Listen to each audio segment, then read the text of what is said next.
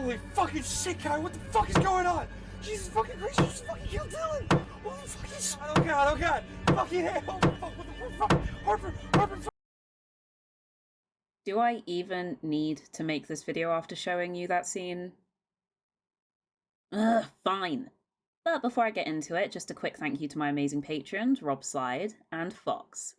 You're both awesome. Thank you so much for your support. It means a lot. Now, let's get into this shit show, shall we? The Haunting of the Murder House is fucking awful. I have never sat down and watched a movie that I automatically knew just based on the title and the cover alone that I was going to absolutely hate it like this before. But here we fucking are, I guess. Like, seriously, what is this cabin in the woods ass cover? And the photoshopped clown in the background, like, this looks like a graphic design student was having a shit day when finishing his final project. This lovely gem was suggested to me by Tennis Fritters. And I have to ask you, dude, do you hate me? Do you enjoy watching me suffer? Do you want me to end it all? Fuck, I need to calm down.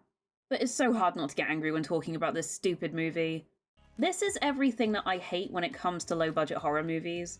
A predictable plot, horrendous acting, horrific sound design. Plot elements that don't make any sense because the scriptwriters clearly have never researched into the topic before, begging the question as to why they bothered putting it in the movie to begin with, but we will get to that. And a stupid ghost/demon possession plot. Seriously, ghost or demon possessions are such a boring narrative device nowadays. Unless you're actually gonna do something interesting with it, or at least something funny with it, like in The Killer Sofa. But before I have a fucking mental breakdown, let me get introductions out of the way. Hi everybody, I'm Misa and I love bad movies. Not this one, but yeah, in general I do. And not only do I love watching bad movies, but I love talking about them and getting other people to watch them because I enjoy making people watch the stupid shit that I like. Hence, why I'm making this video. However, today I'm not making a video about a bad movie that I would recommend, or even suggest as a fun, good time while drinking. Yeah, The Haunting of the Murder House is a movie that I don't even think alcohol could save. Now, this movie is one that I would usually give some slack to, and that's because it was made by an independent indie film studio called DBS Films.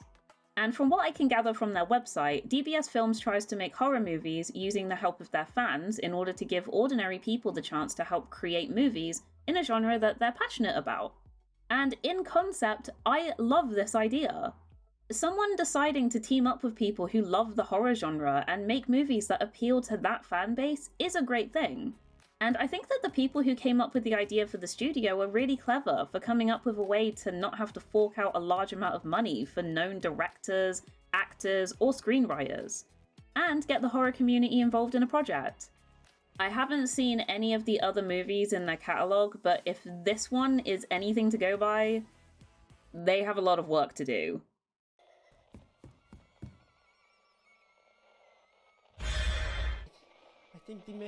I think the mannequins just moved.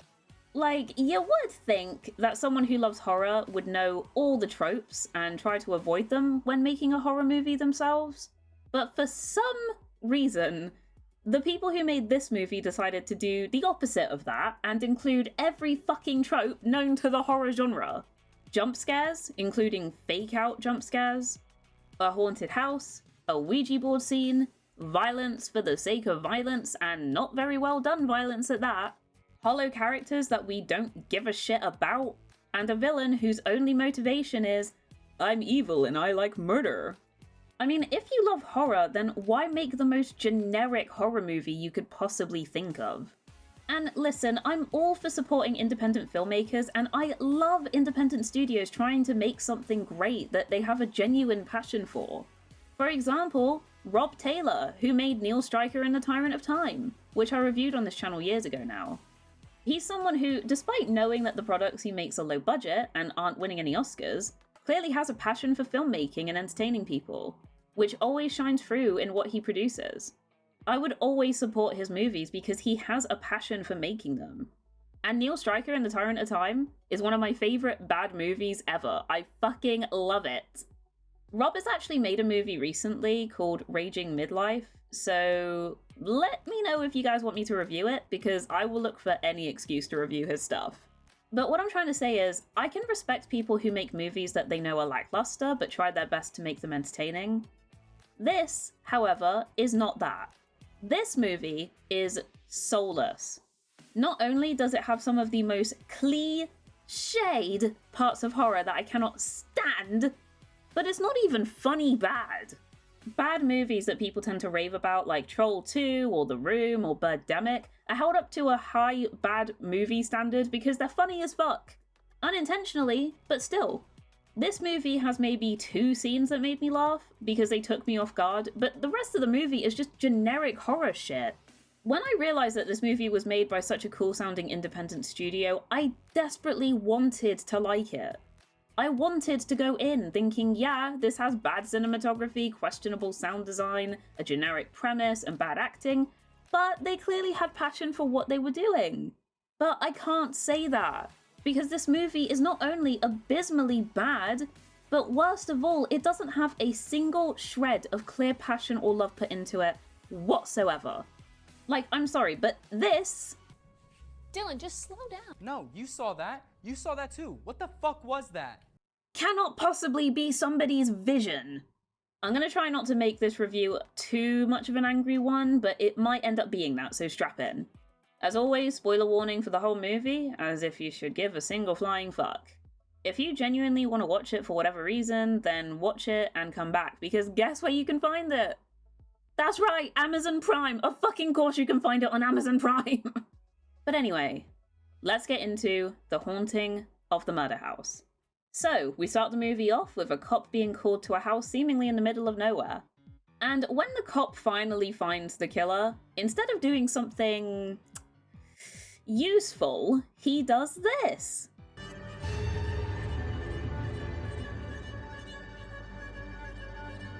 Shoot him. Put down the knife and let the girl go.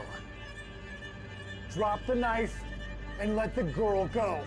Just shoot him. You don't have to do this. Listen to me. Listen to me now. Drop the knife on the ground now. Why aren't you shooting him? That was so preventable, holy fuck. Also, can I just ask, what the hell is it recently with bad horror movies and clowns? Like, of the amount of horror movies that I've reviewed on this channel, there are about 5 that involve clowns? Circus Kane, Killer Clown, Clownado, The Clown Chainsaw Massacre, Halloween Candy, that has 2 clowns in it. And even some of the movies I've been requested to review, other than this one, are about killer clowns. Like, listen, I'm not really scared of clowns. I find them a bit creepy, but if I saw one out in public, I wouldn't be scared of them, so I don't really get why people find them scary. Like, I get it. Sometimes clowns can be creepy, but they're not that creepy.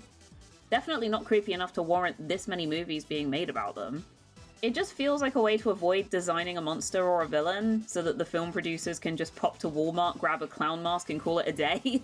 But anyway, now we're introduced to the main characters. And let me tell you, I give so little of a shit about these fucking dolts and their stupid motivations that by halfway through the movie, I just wanted them to get killed so the movie would end already. So we've got Harper, Kai, Dylan, and Kel. And these NPC-ass twats are going to the house where the clown man got shot because they have a YouTube channel where they live stream to, going to potential haunted locations. And this is the aspect of the film that the screenwriters clearly put absolutely no thought or research into. Let me explain. So these guys are live streaming the entire experience at the house, from them breaking in to the inevitable haunting and ghost shenanigans. Now, I need to point something out. The description of this movie on IMDb states that the group's footage from this trip was found a year later after it was recorded. What? But they're live streaming. The fuck do you mean the footage was found? They literally have a live chat talking to them through the whole thing, voting on what they should be doing next. Surely someone would clip the stream and upload it somewhere else, right? There's no way the footage was lost. But it's not just the description that this is stated. At the end of the movie, some dude comes to the same house saying that the group's footage was lost or hard to find or something. The feed was basically removed from the internet and it's super hard to find. Which, if you watch live streamers on Twitch or YouTube, you know that this is extremely unlikely to happen. Twitch and YouTube both usually auto-upload your live streams to your channel as videos when they're finished, and fans will always clip and upload parts of the stream to, I don't know, Twitter or something. Usually so that they can argue over shit that you said. But most of the time your clips will go around like Twitter or Reddit or even YouTube. So I don't think that stream footage where a bunch of people die was lost. And not only that, but the entire movie, they pause and talk to each other as if they aren't live streaming. As if they're just taking a break or something. So I was thinking that we could move on to the voice recorder. Plus, I got the pre-recorded audio of Lester ready to go. It's too early for that. We should at least explore the house a little bit more before we start faking something else. Bro, the audience can hear you, the fuck? This is something about the movie that I just don't understand. If you wanted this to be a movie where the characters can break their online personas and talk about faking stunts and their numbers, and you wanted this footage to be found after the fact, then why the fuck did you make this a live stream? You could have just made this a group of YouTubers who are recording a video, which would make way more sense, and this actually happens on YouTube already. There are thousands of videos like this on YouTube of people going to haunted houses and abandoned buildings. It's a genre that already exists. Why couldn't you just make this easier for yourselves to explain or do a little research on live streaming before making the fucking movie? But whatever. So Harper is supposed to be some kind of ghost whisperer, and she wants to be legit in their show and record actual ghost activities, whereas Kai just kind of wants to fake things to get views. Hence, there's a stupid, dragged-out conflict about how to do their dumb show. Dylan is the temp who's helping to get experience for his own YouTube channel, and Kel just sits in the van, sips drinks, reads the chat, and watches what the other characters are doing. He literally just sits there drinking energy drinks throughout most of the film, and he just reacts to stuff. His character feels a little bit pointless. The main issue with these characters is that you just don't care about them, because they just don't have any distinct personality traits, or any that you care about at least. I just don't care if their show does well. I don't care if they manage to talk to the ghost. I don't even care if they live, to be honest. They're not really likable or interesting at all. And the worst part is that the villain isn't even interesting to make up for these guys being so fucking boring. He's just a dude who got possessed and killed people, and the demon who possessed him has nothing unique about him. He's just a murderous ghost, and that's it. Harper is really the only character with anything related to the actual plot going on, and is kind of pointless and doesn't go anywhere. Her being able to see ghosts or talk to them isn't expanded upon at all, and the only way it differentiates her from the rest of the group is that she takes the potential ghost shit more seriously, but that's it. Just everything about the setup of this movie is just stupid and pointless. But I should probably go through what actually happens in the movie now, despite how boring it is.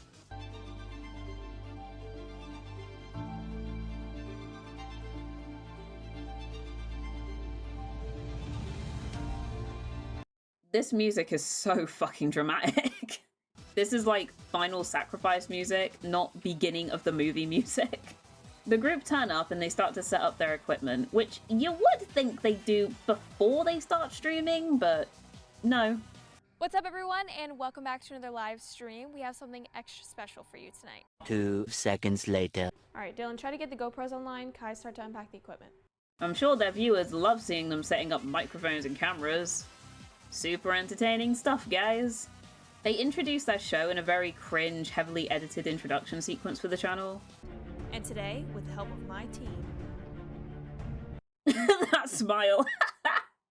Now, the actual recordings for their channel are really dull and actually resemble those I Saw a Ghost at 3 AM videos on YouTube, where the YouTuber's acting is, well, to be honest, as bad as this movie. I mean, Harper looks so fucking bored all the time. Also, I don't want to be a dick, but she has this piece of hair sticking out throughout the movie, and it's really fucking distracting.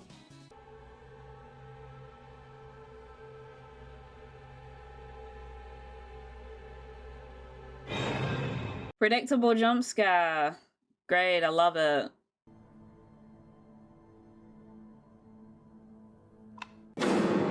Seriously, why the fuck is this movie so predictable? All the jump scares you can see coming from a mile away.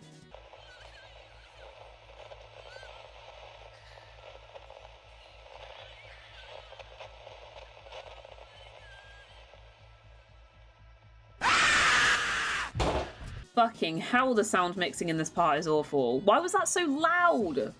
And why did they have to use such a stock-sounding scream? It makes the movie feel so cheap. So, the group finds a hole in the wall of the house. There's something in here. Yeah, the inside of the wall. What a fucking stupid response. Can I just take a minute to talk about how much I fucking hate Kai? His character is so bland, somehow blander than everyone else. But he manages to also make the most idiotic decisions and be such a fucking annoying presence throughout the film, especially with lines like this. Also, Kai's actor is, to put it bluntly, really bad at acting. Harper, let me out now! Harper! His line delivery is so wooden and boring, and he barely shows any emotion, even when spooky ghost shit is happening. And the little emotion he does show is usually just slight panic or slight surprise, but that's it. I found his character to be the most irritating out of the whole cast, and I disliked him so fucking much when I was watching the movie. But anyway, enough about Kai and his fucking pathetic attempts at acting. The group looks on the inside of the room, and it's a weird mannequin-filled secret room that the movie implies can only be accessed by the secret passageway that the group find because they weren't able to find it without that hole in the wall. Hole in the wall, hole in the wall, hole in the wall. That is what I meant to say. I am keeping that in, fuck it. So they ask their chat what challenge they should do in the room, and everyone wants Kai to be stuck in there for 5 minutes. And this part was really confusing to me because when they leave the room, it seems like there's just a regular door that leads to the hallway, right? But this is where they came from. So this is where the wall was blocking them from initially finding the room. So the fake wall was just a slide piece of card with paint on it, and there's just an open door on the other side. And I know this movie is low budget, so they were probably just working with what they had at the time, which I can understand. But this is not something that a serial killer would hide this poorly, surely. Like, someone trips, they kind of tug on the wall a bit, and they'll be able to find this fucking room. I'm surprised the cops didn't manage to find it, to be honest. I mean, there's not necessarily evidence in there, but how did they not see this? Also, this brings up another question for me. So, the dude who killed the girls in the house was possessed when he did so. So he wouldn't have gotten any actual enjoyment out of killing the victims. We've had absolutely no information about the actual guy, so all we can guess is that he was a normal dude who got possessed, right? But this room implies that he had these mannequins for nefarious reasons and was a creepy serial killer. But if he was possessed, and he wasn't a murderer before being possessed, then why the fuck does he have a secret room with mannequins in it? There's nothing else in this room. Like, there's nothing else that could incriminate him, so why the fuck has he got this? Did he just collect them? Did the demon set this room up when he was possessing him? And if so, why? I have so many questions.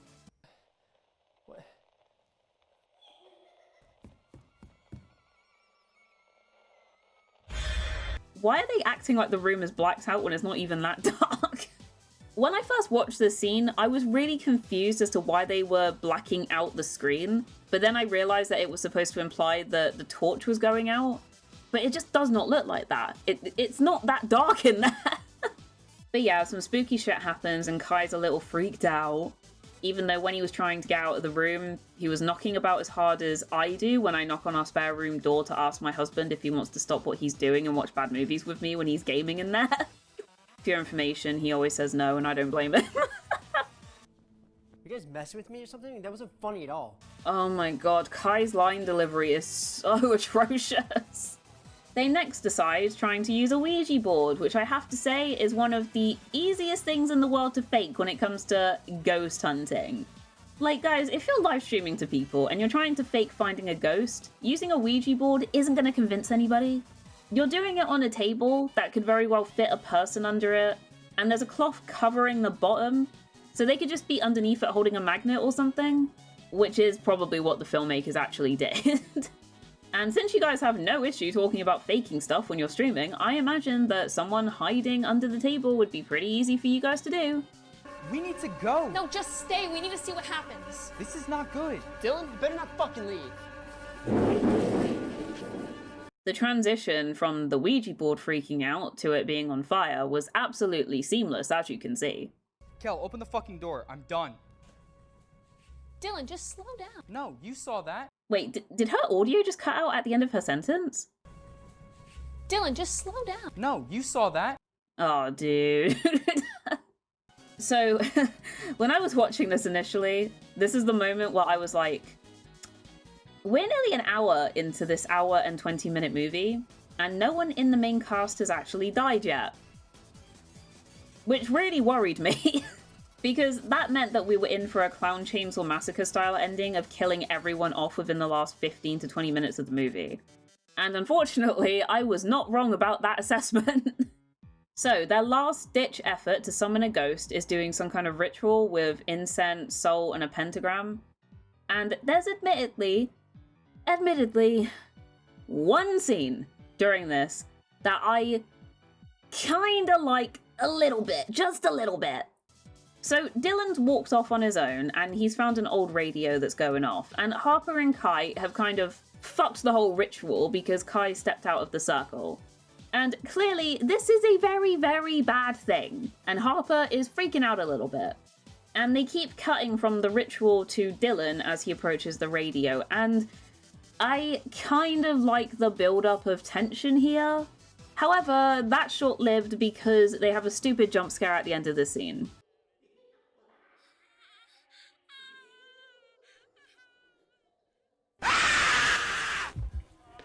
Damn movie, I give you one compliment and you have fucked it up. Also, that is like the third time that they've used this fucking stock scream. So, because Kai was a dum-dum and walked out of the circle, he gets possessed, which means that he is now the villain. What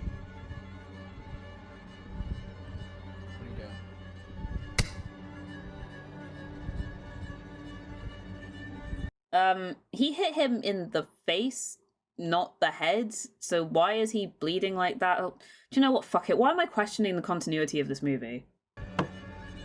Holy fucking shit, Kai, what the fuck is going on? Jesus fucking Christ, you just fucking killed Dylan! Holy fucking shit, oh god, fucking hell, fuck, what the fuck, Harper, fucking hell, Harper, fucking... Okay, admittedly, this scene in particular did make me piss myself with laughter when I first watched it. I was disassociating throughout most of the movie, but this brought me right back into it. Like, this is one of the only scenes in the movie that I found funny or entertaining at all.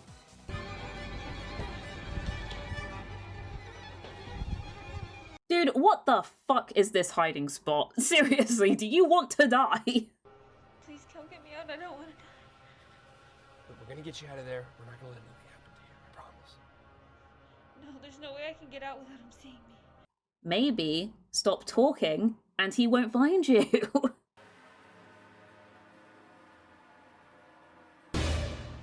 Fuck this movie and fuck its stupid jump scares. Oh my fucking god, I hate them so much. Kel basically tries to help Harper get out and a bunch of stupid hiding shit happens. And we find out that the ghost can't actually see and goes based off sound? Like, okay? This was never established before. Like, can he see when he's just a ghost, but not when he's possessing someone? Ugh, but you know what? Whatever. It's not like establishing the ghost rules would be useful so that the audience can understand how the fucking possession works or anything.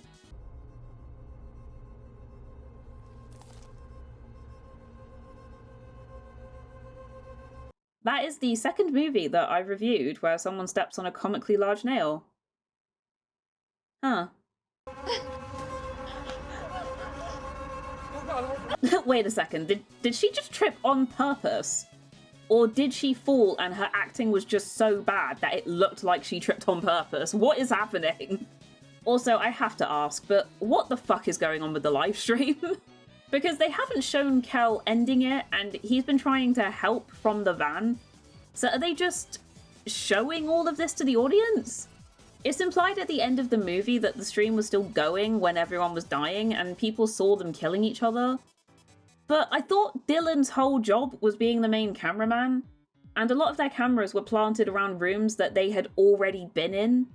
So I don't really see how anyone saw most of this end battle, or whatever the fuck you want to call it, since the rooms that Kel and Harper die in didn't have cameras placed in there. I mean, from what I can remember, but to be fair, I'm trying to forget this movie as I'm reading the script. Again though, I don't know why I'm questioning the logic of the film. So Kel tries to get in and help. Kai, say the fuck that, Kai, it's me. Kai, it's Kel. Kai. Why does he sound like he's trying to tell a dog not to jump on the dining room table, not plead for his fucking life? No, Richard. Richard, no. Kai. 2 seconds later.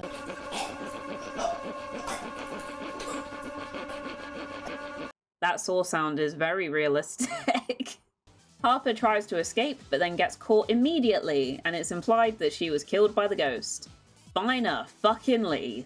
I am currently in the famous murder house where 3 kids ended up killing each other, all while live streaming. The feed was basically removed from the internet and it's super hard to find. Why does this guy just sound like generic YouTuber number 785? Wait, they used a FNAF sound effect?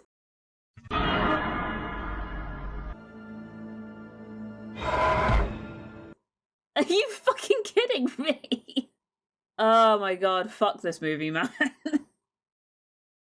So that was The Haunting of the Murder House. The thing is, I knew I wasn't gonna like this movie as a horror movie anyway, because I hate haunted house and ghost movies, barring a couple of exceptions. And I knew that as a bad movie, even just from the opening scene, that it wouldn't be funny bad. It had a few funny moments, but overall it was just boring throughout most of the film. There wasn't anything that made it stand out to me except for how bad the logic was when it came to the live streaming aspect of the film, and how bad Kai's acting was in particular. I really did want to give this a chance because I love the idea of an independent studio making movies with fans and trying to come up with stories that they're passionate about. And despite how much I didn't enjoy this film, I would be willing to give that other movies a chance. I really do just want to see if any of the other movies that they've produced are, you know, not generic horror movies. But I just didn't get anything out of this one. In terms of ranking, it's gonna be in 0 out of 10 we'll never watch again, I'm afraid. I won't watch this again, as it's just too boring for me. I don't think I can put it in wow you really didn't try, because at least movies like Zombiesaurus and Halloween Candy that are in that tier had stuff going on in them, and Subway Shark at least had a funny premise. This movie had none of that. It's a dull premise with elements that don't make sense because the creators have no idea how live streaming works, and there's nothing to it.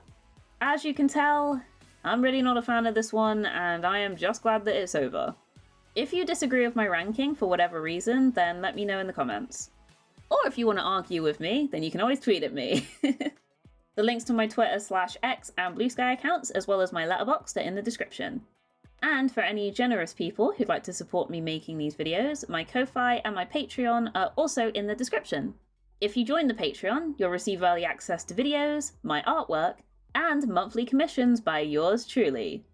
Every month I will message you, and you can request anything you want me to draw. And the art style that I will be using is similar to my avatar style and the examples that I'm putting on screen now. So if that interests you, or you like the look of my art style, then you can become a member. Or if you just want to do a one-off commission, then I also do take them. And you can message me on Twitter or Blue Sky. Or you can email me, which is also in my description. I definitely do commissions separately from my Patreon, so just let me know. And I would super duper appreciate it. But anyway, thank you all for watching, and I'll see you guys in the next one. Hopefully I will be a lot more happy-go-lucky next time. Bye!